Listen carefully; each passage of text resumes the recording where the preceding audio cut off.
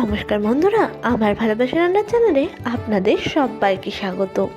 আজকে আমি গাজর, বাঁধাকপি আর বিনস দিয়ে বানিয়ে নেব একটা নতুন ধরনের রান্নাটা আস্তে আস্তে দেখতে থাকো।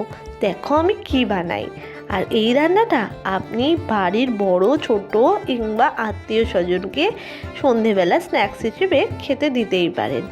একদমই অন্য রকমের একটা নতুন ধরনের রান্না, সেটা হলো বাঁধাকপির কাটলেট।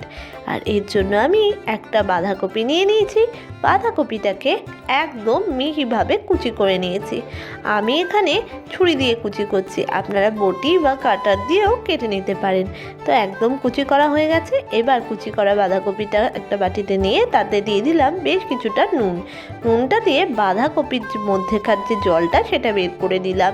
আর বাঁধাকপিটা সগিও হয়ে গেল। এরপর আমি দিয়ে দিলাম এখানে একদম মিহি করে কাটা গাজর, আর দিয়ে দিলাম বিনস, আর দিয়ে দিলাম একটুখানি লঙ্কা কুচি, ধনেপাতা কুচি, আর এর মধ্যে এবার দিয়ে দিচ্ছি একটু পরিমাণে চিনি স্বাদের জন্য। চিনিটা আপনি ইচ্ছে হলে স্কিপও করতে পারেন। এরপর এর মধ্যে দিয়ে দিলাম একটু পরিমাণে লঙ্কার গুঁড়ো, হলুদের গুঁড়ো আর চাট মশলা।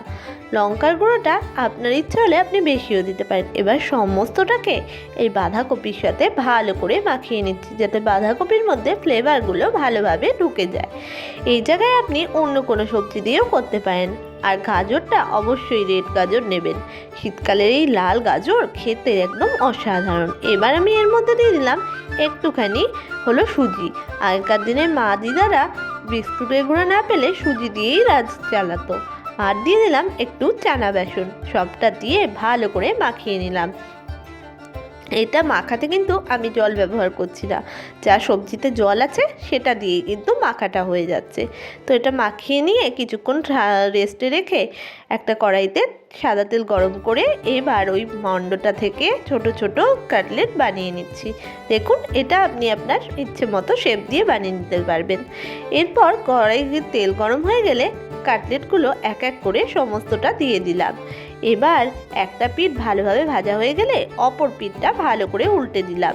উল্টে দিয়ে আবারও কিছুক্ষণ গোল্ডেন ব্রাউন করে ভেজে নিচ্ছি। দুটো পিঠই আমার মোটামুটি ভালো করে নেড়েচেড়ে ভাজা হয়ে গেছে।